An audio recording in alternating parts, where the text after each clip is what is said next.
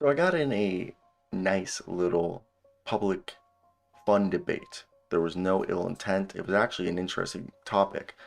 You'll see it on the screen right now between, I want to give it his credit, Jay Wilder Adams on Twitter. And he brought up a point that Jaden McDaniels, in his opinion, is going to be a $100 million contract player. I have no doubts about that. He says it, a lot sooner than I think. And within the next year, I say give him maybe 2 years to become a guy who's of that talent. I really think Jaden McDaniels could be a Jeremy Grant on steroids. I truly believe that. I think the mold, the style, he could be a longer and a better version of Jeremy Grant. I just think one NBA player, I don't like doing comparisons like this. I just like to say it just to give you an idea. And I'm talking more offensively because I just think Jaden McDaniels defensively shows that he's an all NBA defender. I mean, this is a guy that if you look at him, he's from top to bottom absurd at defense. Like, I think McDaniels has rise to one of the best perimeter defenders in the league, without a doubt. And tonight, I mean, let's give a credit to Kyle Anderson, who's been playing well. So has Naz Reid. Sadly, Naz Reid won't, doesn't seem he wants to stick around. He won't accept a contract extension. Anthony Edwards had a good night. So did D'Angelo Russell. I know Anthony Edwards had a terrible efficiency, but still helped us get that win. Ugly wins are good, are still wins. Nathan Knight showing, they signed him into a 2-year deal this offseason for a reason. Looks like potentially to be Naz Reid's replacement. Torian Prince, you know, I still think he's solid when he comes in. Some nights he's good, some nights he's cold. Jalen Noel, our six man, and Luka Garza has been awesome playing, like splitting the center role with Nathan Knight and Naz Reid. It's been very fantastic to watch him. But we're talking about Jaden McDaniel. I just wanted to give credit to all my T Wolves out there. You guys know I'm a Timberwolves fan.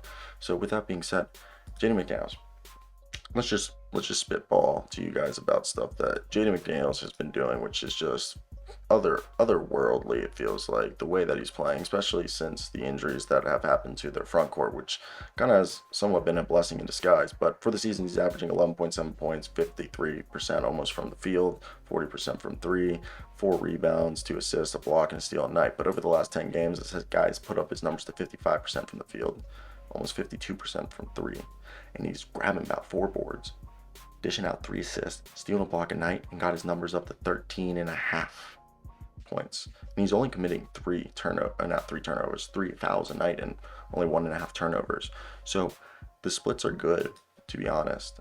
I just think this goes to show, how good of a team the Timberwolves can be when they go back to the basketball that Chris Finch likes. And I love Chris Finch as a head coach. I really do. I think Chris Finch is a phenomenal head coach.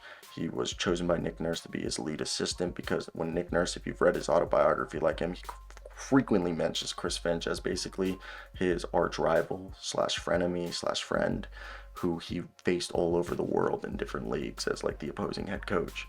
And I think that just can't go understated how I think, and look, you have to understand, Gerson Rosas, the roster last year, all those good players, Gerson Rosas built that roster last year, and he chose Chris Finch as head coach. So as much as people don't like Gerson Rosa, he didn't do too bad of a job, okay? And I know Chris Finch isn't, you know, technically Tim Conley's guy, but as you're seeing, Tim Conley switched out the players that Chris Finch had brought to him to fit his stuff, and Tim Conley brought players in that he liked. And I think it just goes to show that this is a team that definitely would benefit from going back to being that team that's lanky perimeter. You know, I don't know. Like, look, Rudy Gobert, I still have faith. He's had better games, okay? But it's weird.